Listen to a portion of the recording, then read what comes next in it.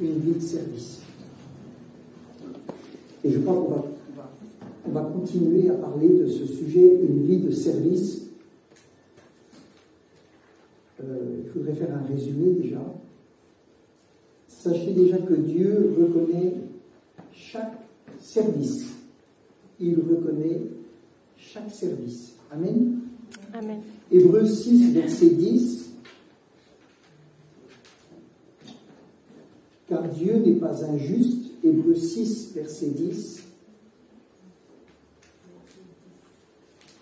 Car Dieu n'est pas injuste pour oublier votre travail. Amen.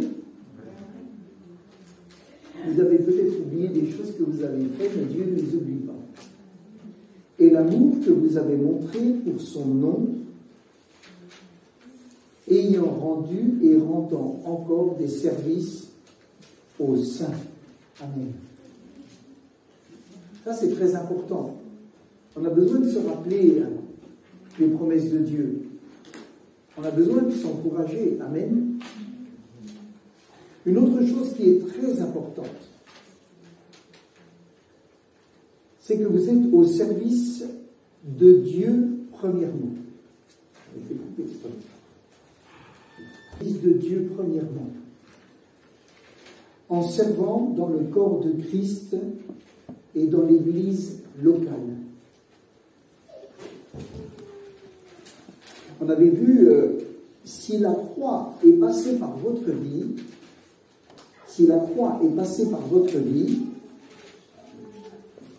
vous n'aurez plus de problème avec le mot service. Amen. Vous n'aurez plus de problème avec ce mot-là. On a vu la semaine dernière que service, déjà veut dire esclave. Mais si vous servez Dieu par grâce, si vous le servez avec l'amour, si vous le servez en étant rempli, en ayant la joie, le service, c'est plus la même chose. C'est pas comme le mot du dictionnaire qu'on avait vu. Et on avait vu aussi que les anges étaient au service. Ils servent Dieu et ils étaient au service de Jésus. Ensuite, ils sont au service des saints, de ceux qui sont appelés au salut. On a vu aussi que Jésus n'est pas venu pour se faire servir, mais il est venu servir. Amen. Et toute l'humilité qu'avait Jésus, c'est qu'il était dans le ciel et qu'il est redescendu. Il est descendu, pas redescendu, descendu. Il est redescendu. Il est descendu et il nous a amenés à lui et il était un serviteur. Et on disait qu'il y avait pourtant plein de gens qui étaient à son service pendant son ministère. Matthieu chapitre 20, verset 26. Matthieu chapitre 20, verset 26. Il ne faut pas, parole vivante, je vous l'avais lu, il ne faut pas qu'il en soit ainsi entre vous. C'était suite à une discussion. Celui qui voudra devenir grand parmi vous prendra le rôle d'un serviteur. Qu'il se fasse le domestique des autres. Et s'il veut être à la tête des autres, qu'il soit prêt à être esclave de tous, tout comme le Fils de l'homme, qui n'est pas venu pour se faire servir par les autres, mais pour servir lui-même et donner sa vie pour payer la rançon de beaucoup d'hommes. Voilà donc la pensée, comment le Seigneur nous amène à être au service. Et puis, dans Luc chapitre 12, verset 37, il est dit « Heureux ces serviteurs que le maître, je vous le lis rapidement, heureux que ces serviteurs le maître à son arrivée trouvera veillant. » Amen. Et vous savez, dès qu'on n'a plus rien à faire, en tout cas à un certain âge, on pique du nez. Hein, et on a besoin d'être occupé. Je ne dis pas occupé pour être occupé. Je ne dis pas activiste pour être activiste. Je dis être au service. Amen. Le service, il peut être dans un seul domaine.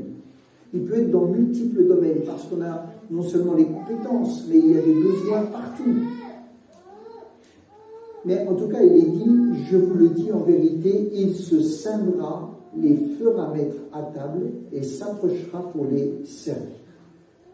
Une chose qui est très importante, vraiment très importante, c'était, on a eu une pastorale de Grenoble, on l'a eu en ligne, puisque les conditions sont là, et il y a vraiment un homme de Dieu à la fin qui parlait avec nous, et il a dit une chose qui a vraiment percuté, et je vous le redis, ce qui va amener Jésus à la croix et à la victoire, ce ne sont pas ses dons. Il avait tous les dons. Il avait tous les ministères. Il avait toute la puissance. Mais ce qui va amener Jésus à la croix, c'est son caractère. Pour arriver jusqu'à la croix, arriver dans le jardin de Gethsémani, arriver à avoir supporté tout ce qu'il a supporté, arriver à aimer comme il a aimé, parce qu'il a été humain tout en étant divin, c'est son caractère. Quand il était dans le jardin de Gethsémani, ce n'est pas les dons qui étaient là. Il n'a pas fait appel à la puissance des anges. Il était à genoux, il louait, il criait à son Père, et il a dit non pas ce que je veux, mais ce que tu veux. Amen. Son caractère. Et je crois que si Dieu nous équipe de tous les dons et de toute sa puissance, et s'il nous donne tout pour le servir, ce qui nous amène à être dans la volonté de Dieu, c'est notre caractère, soumis, malléable, un caractère qui accepte de se faire enseigner. Amen. Ça, c'est vraiment très important. Et je crois que ce confinement aura été très bénéfique pour nous recentrer sur le Christ et à savoir ce qu'il attend de nous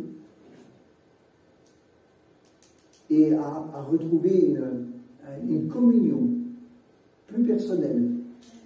Et c'est vrai que nous, on n'avait pas énormément d'activités dans l'église, mais il y a des églises qui étaient remplies d'activités et qui se sont retrouvées stoppées.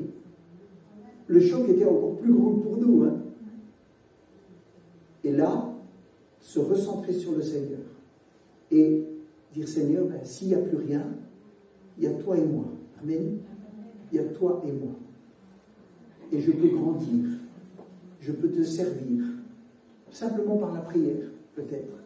Pendant un temps, parce qu'il n'y a rien, peut-être d'autres choses ne peuvent pas être faites. Alors, pour arriver à l'introduction, maintenant, ce que je voudrais, c'est continuer à parler du service, des serviteurs, des servantes, de l'impact sur l'Église et la vie, mais sur notre famille.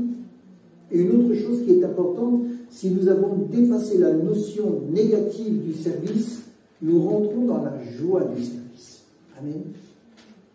Dans la joie du service. Je ne sais pas si vous êtes joyeux de servir Dieu dans ce que vous faites. Si vous faites quelque chose, et si vous ne faites rien, je souhaite que vous puissiez faire plein de choses. Amen. Ou en tout cas, une chose qui vous rendra encore plus joyeux. L'utilité de notre vie dans le corps de Christ, l'impact de l'unité et de la diversité, mais aussi la multiplication que peut entraîner le service de chacun. Amen. Un petit rappel encore, c'est que la foi sans les œuvres ou le service est sans résultat. Si nous avons la foi, mais qu'elle n'est pas mise en œuvre, par le service, par les actes, tout ça, il ne se passera rien. Une autre vérité que je voudrais rappeler, c'est que dans l'Ancien Testament, les leaders étaient avant tout des serviteurs. Amen. Ils étaient des serviteurs de Dieu et de son peuple. Le service, il précédait ce qu'on appelle le leadership. Le service précédait le leader. Il y a beaucoup de gens qui veulent être des leaders sans être des serviteurs. Ça ne marche pas. Ça ne marche pas. Le chemin, c'est un chemin de service. Et dans tous ces serviteurs que vous êtes, que nous sommes, certains peuvent être appelés comme leaders. Ça, c'est l'affaire de Dieu. Amen. Nous, notre affaire, c'est d'être des serviteurs. Et Dieu s'occupe d'appeler des ministères. Et encore, on va voir ce qu'on appelle ministère. Tous les serviteurs ne deviendront pas des leaders, des pasteurs, des prophètes, les 5 ministères. Tous les serviteurs ne deviendront pas. Mais tous les leaders doivent être des serviteurs. Amen. Une chose à réaliser, ce qui est important à comprendre, c'est que nous pouvons tous être des serviteurs et des servantes du Seigneur. Tous. Nous avons vu que le mot ministre veut dire serviteur. Les serviteurs ne sont pas seulement des pasteurs, des apôtres, des docteurs, des évangélistes et des prophètes. Les serviteurs et les servantes sont tous ceux qui sont appelés par Christ au salut. Tous. On est sauvés pour servir. Amen. Tous les chrétiens sont appelés à une fonction dans l'Église. Il y a la position et il y a la fonction. Mais nous sommes tous appelés déjà à une fonction.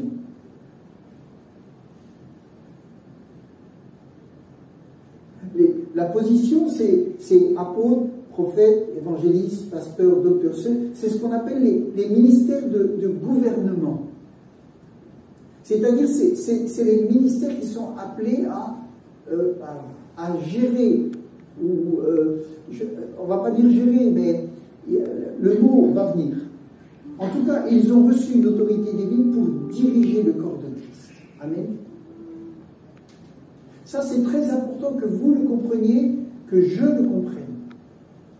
C'est extrêmement important. Ils ont reçu des dons qui ont été déposés en eux. Ils ont un appel du Seigneur. Amen.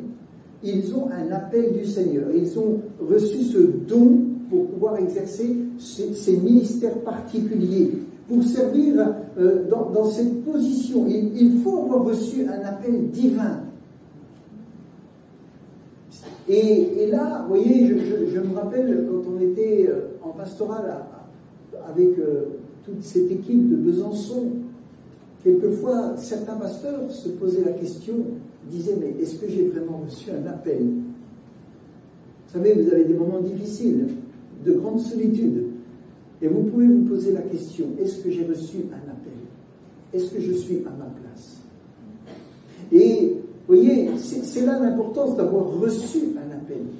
Parce que dans les moments où l'ennemi veut vraiment vous broyer, si vous avez reçu l'appel, il est toujours là. Amen. Il est toujours là.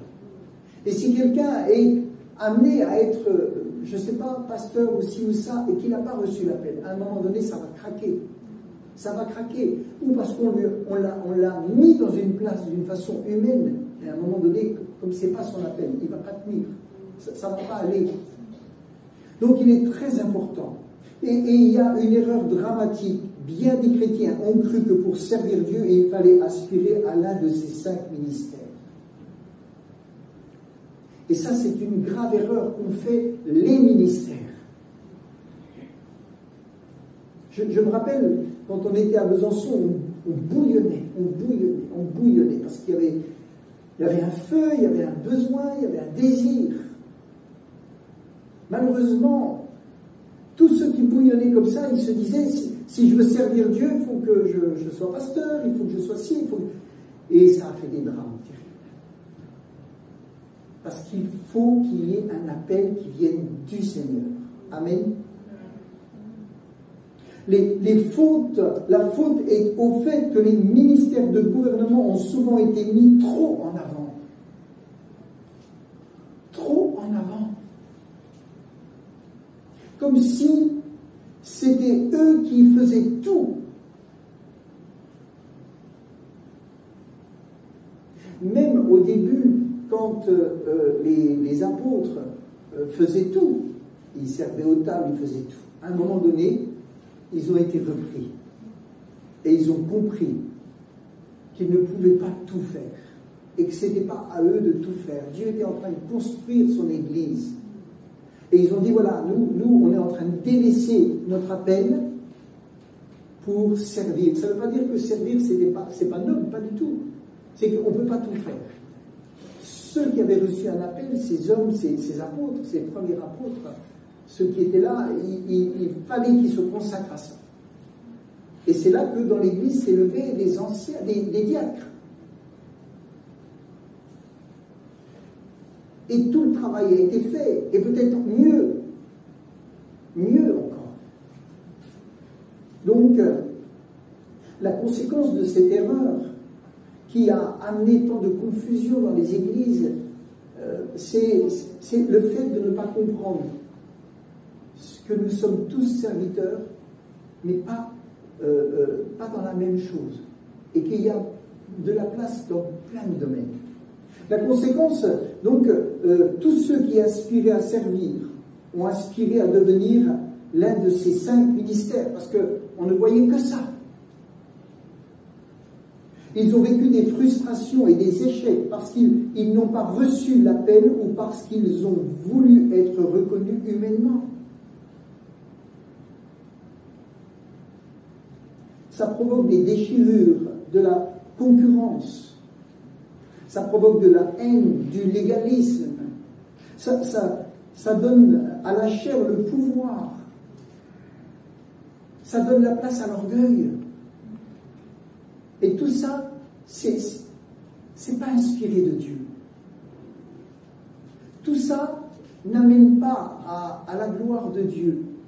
Tout ça n'amène pas au développement de chaque chrétien dans l'œuvre de Dieu.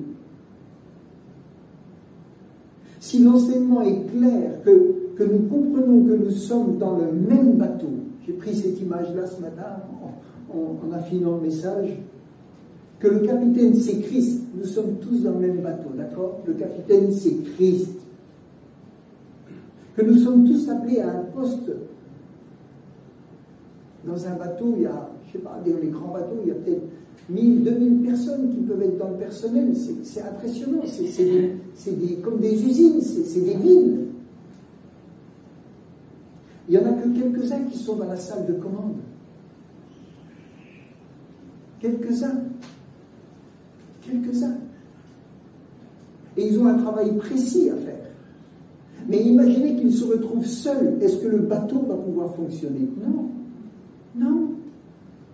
Et imaginez que les autres soient tous au service, mais qu'il n'y ait plus ces ministères de gouvernement. Comment ça va fonctionner? Ça ne marchera pas non plus. Nous sommes interdépendants les uns des autres. Amen. Et c'est Christ, le chef. C'est lui la tête. Donc un navire ne fonctionnera pas qu'avec des ministères de gouvernement, ces 5 ministères. Une église ne peut pas fonctionner comme ça.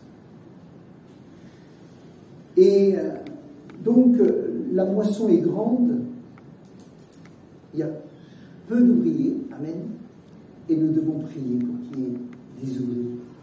Une autre chose qui est très importante, c'est qu'il faut comprendre la différence entre les ministères de gouvernement et les ministères de l'Assemblée. Ministère, vous vous rappelez, ça veut dire service, serviteur. Hein? Donc, on peut servir. De toutes les manières, on peut servir. Donc, pour servir dans un ministère de l'Assemblée, une personne doit comprendre sa position de responsabilité et ses limites. Amen. Tous les chrétiens sont appelés à exercer un ministère, un service actif. Tous les chrétiens sont appelés à ça. Tous. Dans l'église locale. Mais on peut être appelé par le Christ à exercer un ministère qu'on appelle de gouvernement, un des 5 ministères. Ça, c'est l'affaire du Seigneur. Et nous, bergers, nous sommes là pour repérer tous ces serviteurs et l'appel éventuel, amen, qui peut se dégager dans une personne. Et si un appel se dégage dans une personne, alors il faut lui apporter ce qui est nécessaire pour que l'appel qui est en lui puisse se développer. Encadrer. Il y a une différence évidente qui ne doit pas être négligée entre les ministères de gouvernement et les ministères dans l'Assemblée. Il y a une différence dans leur fonction, il y a une différence dans l'autorité, mais ils sont différents en ce qui concerne leur fonction et ils ont la même importance en ce qui concerne leur nécessité. Amen. Différents dans les fonctions, mais la même importance en ce qui concerne leur nécessité et leur importance dans l'Église.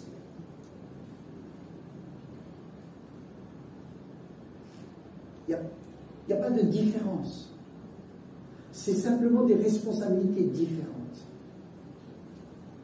J'aimerais vous lire, qu'on lise ensemble dans Éphésiens 4, verset 12, dans Parole vivante.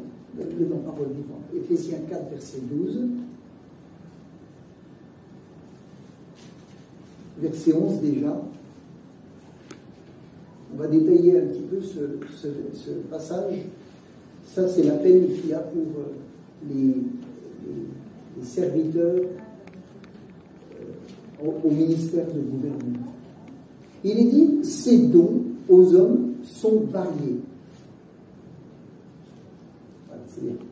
Il nous a donné certains frères comme apôtres, d'autres comme porte-parole de Dieu, d'autres comme évangélistes, d'autres comme bergers et enseignants. Ça, c'est ces ministères qui peuvent des fois être, à part le pasteur, mais souvent les autres ministères vont aller faire du bien au corps de Christ. Amen. Ils sont dans une église locale, mais ils sont appelés comme un prophète. Il peut être appelé à se déplacer, parce qu'il communique vraiment des choses de la part de Dieu, mais pas seulement à son église locale. Il peut être amené à aller ailleurs. Amen. Comme ceux qui enseignent, et etc. Voilà. Et il dit, tous ces dons ont été accordés pour le perfectionnement des chrétiens. Amen. Pas pour la domination, pour le perfectionnement. Afin qu'ils soient tous, alléluia, qu'ils soient tous convenablement équipés pour quoi? Pour rester assis sur leur chaise? Non. Une fois par semaine, le dimanche, pendant 2 heures? Non. Afin qu'ils soient tous convenablement équipés pour leur service. Amen. Pour leur service. On pourrait dire pour leur ministère, qui veut dire serviteur, pour leur service. Que chacun soit rendu capable, d'exercer son ministère en vue de la formation du corps de Christ. Amen. La formation du corps de Christ se fait avec le service de chacun, mais avec ces ministères, ces frères qui ont été donnés pour, comme on l'a vu, équiper, pour perfectionner, etc. Donc chacun est au service et ces ministères-là sont là pour perfectionner, aider, encadrer, encourager, etc. Apporter peut-être une formation, une correction nécessaire dans la direction, etc. Mais chacun doit pouvoir s'épanouir en sachant qu'il est aidé, amen, qu'il est soutenu, qu'il va avoir comme un encadrement. Et chacun est en communion avec le Christ, amen. Mais chacun doit pouvoir se développer. Et là, quand on a compris que la possibilité de se développer dans l'Église, c'est pas simplement en aspirant à ces 5 ministères, alors ça ouvre plein de portes. Et de ce développement qu'il y a dans l'Église, Dieu suscitera des hommes, des femmes qui vont être appelés à plus. Amen. Dans ceux qui étaient là au service aux tables, certains sont devenus des personnes qui vont servir, qui vont prêcher, etc. Parce que nous sommes tous des appelés et des serviteurs. Amen. Après Dieu, c'est lui qui a les manettes. Il connaît les cœurs, il connaît les besoins, il connaît l'appel, il connaît tout ça. Et il va œuvrer. Et nous, on doit avoir des yeux pour comprendre comment Dieu travaille dans son Église. On ne doit pas travailler à la place de Dieu, on doit regarder comment Dieu travaille par son esprit et se mettre à l'œuvre là où il y a besoin.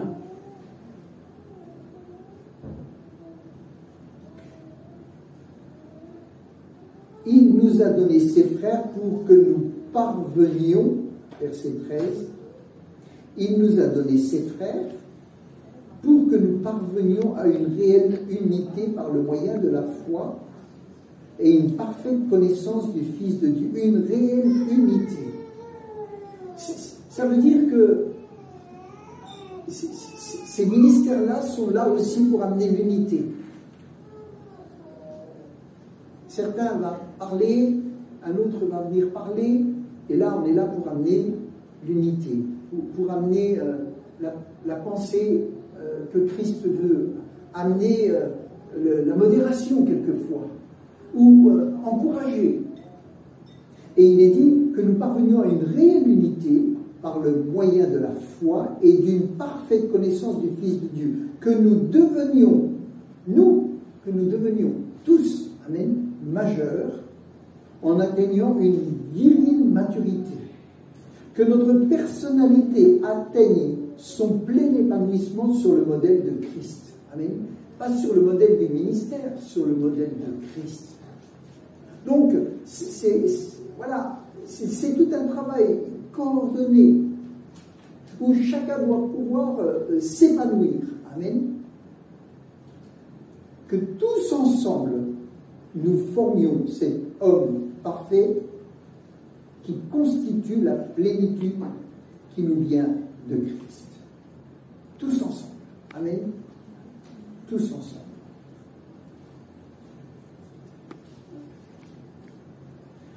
Donc, ministère de gouvernement et ministère de l'Assemblée, toutes les autres choses. Des fonctions différentes, mais totalement complémentaires, inséparables, indispensables. Et là, on peut parler de talent, on peut parler de dons, on peut parler, il y a d'autres choses que peut-être, je ne sais pas si je continuerai ce sujet, mais il y a plein de choses, plein de choses. Et la Bible ne dit pas qu'il n'y a que ces 5 ministères-là. Il y en a plein d'autres qui sont notés. Donc, je voudrais vous dire aussi une autre image, c'est lorsque le filet se brisait, quand ils étaient à la pêche. Ils avaient un filet, des grands filets, et ces filets, ils pouvaient se briser, être abîmés. Jacques et Jean, qu'est-ce qu'ils faisaient quand le filet était brisé? Qu'est-ce que font ceux qui ont des barques, ceux qui ont des entreprises de pêche, qu'est-ce qu'ils font lorsque le filet est abîmé? Jacques et Jean ne plongeaient pas dans l'eau pour faire le travail du filet et attraper les poissons. Vous imaginez, le filet est cassé, alors Pierre et Jean, hop, ils plongent et ils vont à la main, ou aujourd'hui avec un harpon, aller récupérer des poissons et les ramener dans le bateau? Non. Non. Non. Qu'est-ce qu'ils font? Ils réparent le filet. Amen.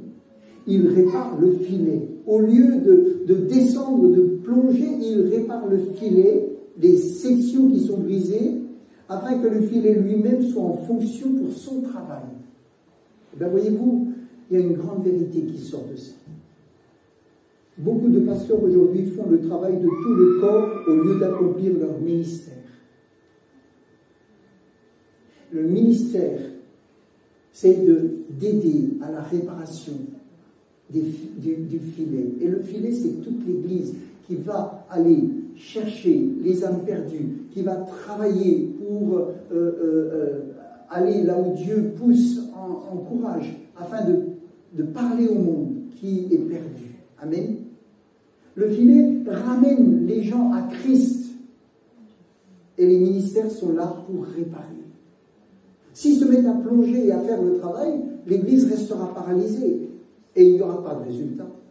Il n'y aura pas de résultat. Parce que le filet a beaucoup plus de capacité que le ministère tout seul.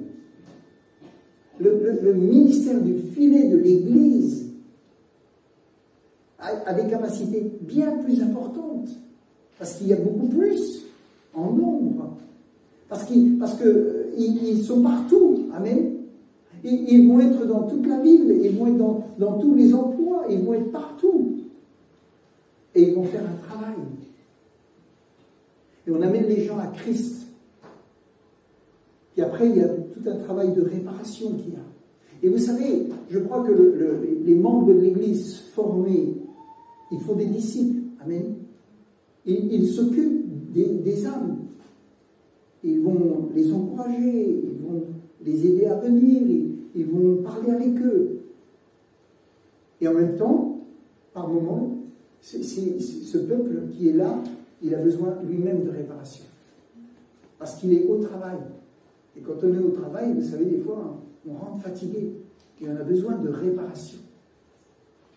Et je crois que là, chacun peut trouver sa place. Beaucoup de pasteurs font le travail de tout le corps au lieu d'accomplir leur ministère. Réparer des vies brisées que le Seigneur a sauvées et pardonnées, que l'Église a gagnées à Christ. Amen. C'est Christ qui guérit les cœurs brisés, mais il utilise des hommes, des femmes, des ministères. Amen. Et ça, il faut bien le comprendre. Et c'est vrai que je ne parle pas souvent de moi, mais je peux vous dire que dans mon appel de pasteur, mis à part la fonction même de pasteur ou de berger qui garde le troupeau, il y a quelque chose de particulier qui se dessine depuis plusieurs années et qui a été déjà confirmé par un apôtre, un prophète. Et j'aimerais vous dire que notre Église, elle est appelée à être un refuge. Amen. Elle est appelée à être un refuge. Elle a une vocation. Il y a vraiment quelque chose qui est là. Je ne sais pas, c'est Dieu, hein, ça, c'est pas nous. Hein. Mais il y a une vocation, il y a quelque chose qui appelle cette Église à être un refuge. Et voyez-vous,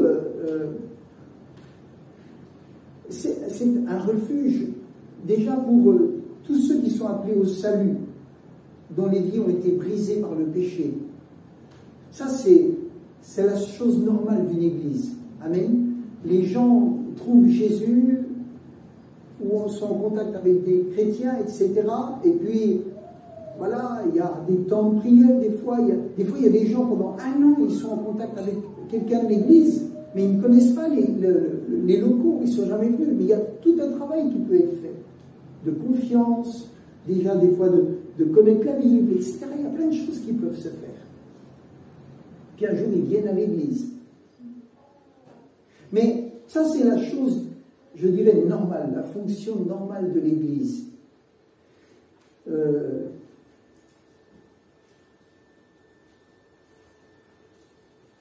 Et les gens trouvent leur identité, etc. Ça devrait être la majorité. Mais j'aimerais vous dire qu'il y a quelque chose qui, depuis des années, montre qu'il y a un grand trouble dans le monde chrétien. Il y a aujourd'hui de nombreuses personnes qui peuvent transiter par les églises parce qu'ils sont des chrétiens blessés. De plus en plus. Avant, dans les églises, vous aviez des nouveaux qui se convertissaient, qui se faisaient baptiser, qui avaient été ajoutés spirituellement à l'église par Christ et qui vivaient leur vie dans une église locale et qui fonctionnaient comme ça. Aujourd'hui, depuis plus de 20 ans, il y a des gens qui transitent par des églises à part si vous déménagez pour une cause familiale, des fois pour un emploi, voilà, Dieu dirige nos vies.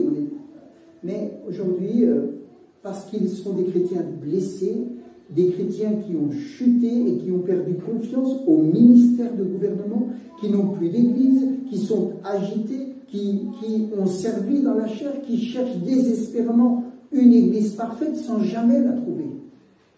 Et qui ne la trouveront jamais. Ou qui vont être à l'affût d'un ministère qui va leur dire exactement ce qu'ils veulent entendre. Parce qu'ils ont été blessés, parce qu'il y a plein de choses qui ne vont plus. C'est un phénomène qui a commencé avec le web. Ça a commencé avec Internet. Je ne dis pas qu'Internet est mal, mauvais, on l'utilise tous. Mais ça a commencé un peu avec ça. Parce que quand quelqu'un est blessé il y a 30 ans, ben, il restait blessé. Après, quand ils ont commencé à écouter des choses, et ils ont vu qu'il y a peut-être tout n'était pas bon, même là où ils étaient, et qu'il y avait besoin de correction. Et si l'Église travaille avec d'autres ministères, les corrections se font dans l'Église. Amen. Mais si des ministères travaillent seuls, les corrections ne se feront pas. Et l'Église peut être légaliste, elle peut être, je ne sais pas, elle peut avoir plein de choses qui ne vont pas. Et c'est pour ça qu'on a besoin que les ministères passent, parce que Dieu leur parlera, Dieu peut montrer, Dieu peut amener une correction même à tous les ministères, les uns ou les autres. Et je disais, c'est que l'ampleur de cela, de ce qui pouvait être bien au début, est devenu aujourd'hui une dérive. Est devenu une dérive. Je vais vous donner une image. C'est un peu comme le divorce. Avant, il y a une trentaine d'années, il y avait 1 ou 2 enfants de divorcés dans les classes. D'accord ? Maintenant, c'est la majorité. Maintenant, c'est la majorité. Au début, des divorces, c'était des gens qui divorçaient pour des choses graves. Parce qu'on ne divorçait pas avant. Hein. C'est ça. On ne divorçait pas. Et après, il y a eu des divorces pour des situations graves. Maltraitance, des incompatibilités très fortes, des mariages qui avaient été forcés, des mariages qui n'étaient pas des mariages d'amour, où une personne était devenue alcoolique, ou des choses qui amenaient que tout était invivable.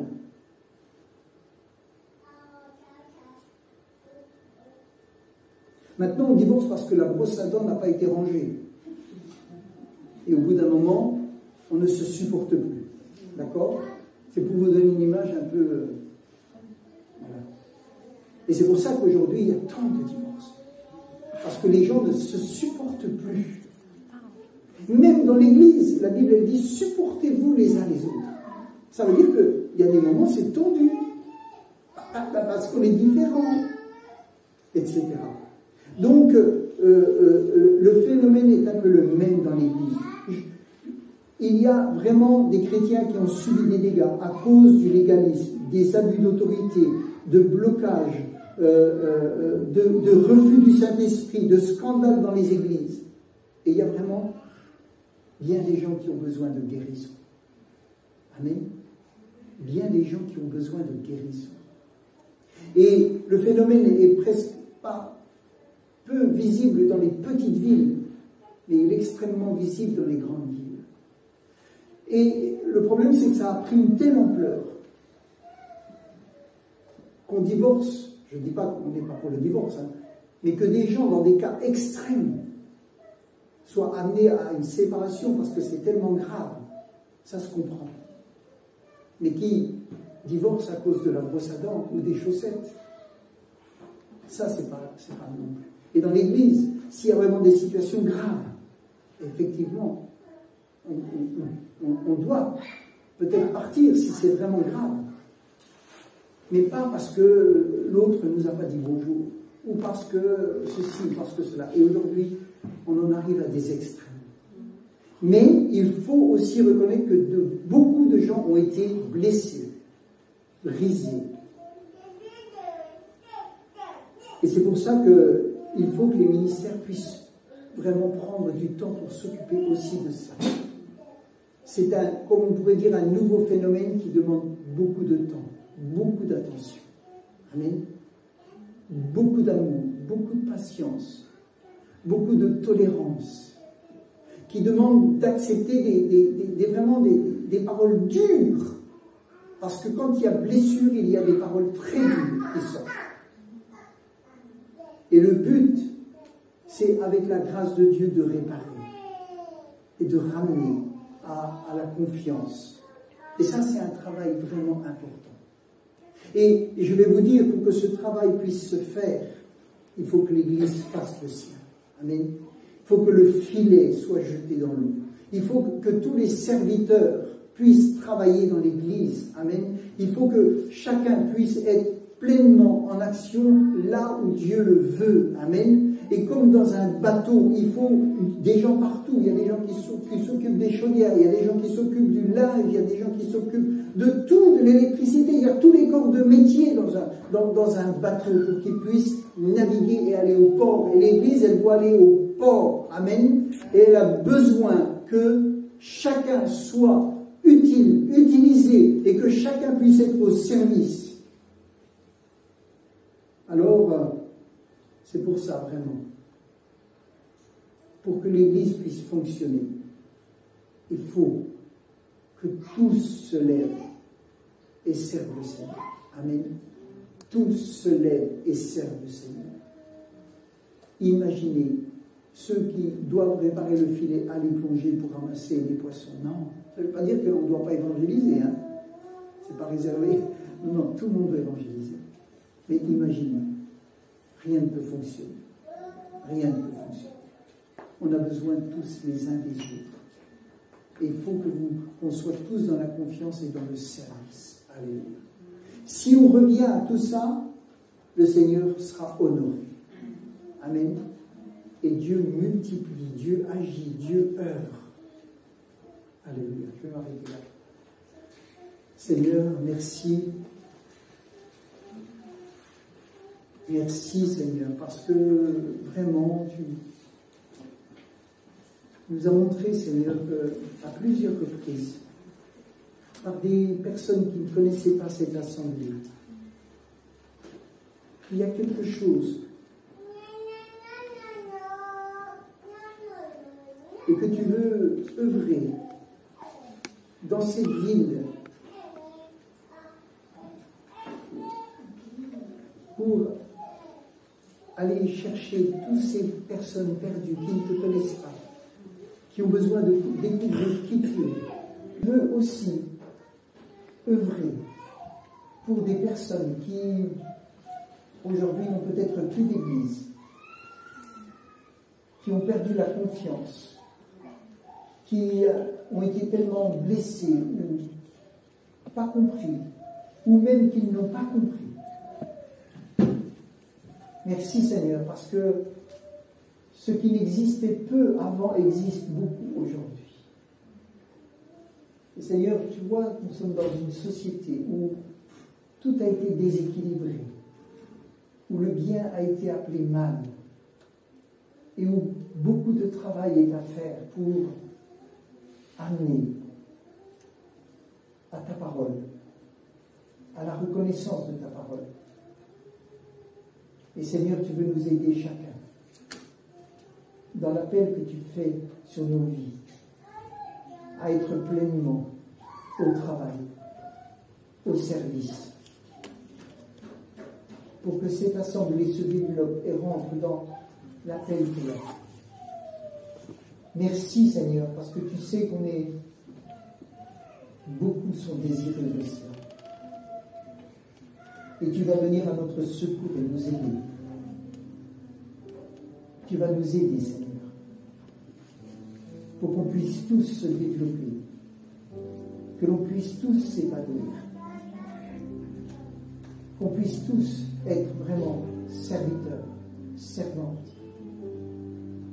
et qu'on n'ait plus de problème avec l'appel, les responsabilités, avec les ministères, avec ceux qui sont appelés à gouverner, mais que chacun de nous puissions avoir ce cœur qui bout pour toi et que nous nous levions. C'est toi, Seigneur, qui vas pourvoir. C'est toi qui vas travailler nos vies. Merci, Seigneur. Merci, Seigneur. Merci, Seigneur. Merci, Seigneur. Merci, Seigneur.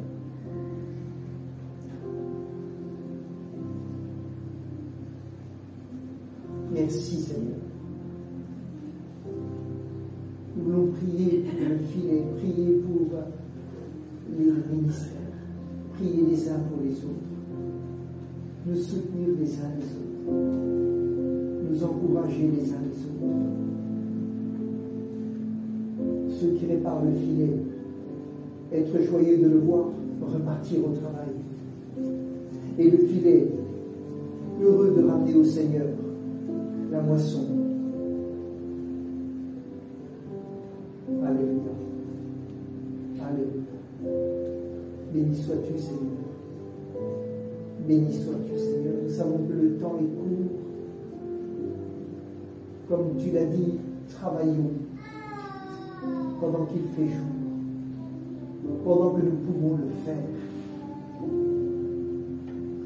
Faisons la volonté de notre Dieu pendant que nous pouvons le faire sur cette terre. Demandons beaucoup de discernement.